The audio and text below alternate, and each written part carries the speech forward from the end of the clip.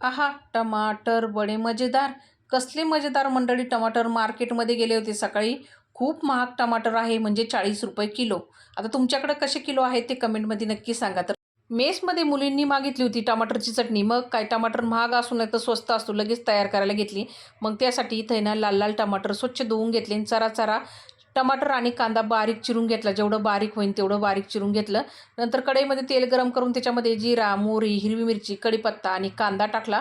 त्याच्यावरती मीठ टाकलं गुलाबी रंगावर कांदा परतून घेतला. नंतर घरगुती मसाला, लाल काश्मीरी मिरची पावडर, धना पावडर, गरम मसाला, हळद आणि शेंगदाण्याचा ना कूट टाकलेला आहे. लसूण घालून भरड असा कूट केलेला तो टाकून परतून घेतलं चांगलं. नंतर लगेच पिकलेला टमाटर बारीक चिरून घेतलेला तो पण टाकला. परतून घेतलं. झाकण देऊन चांगला कांदा टमाटर चांगला शिजून घेतला तेल शेपट होईपर्यंत.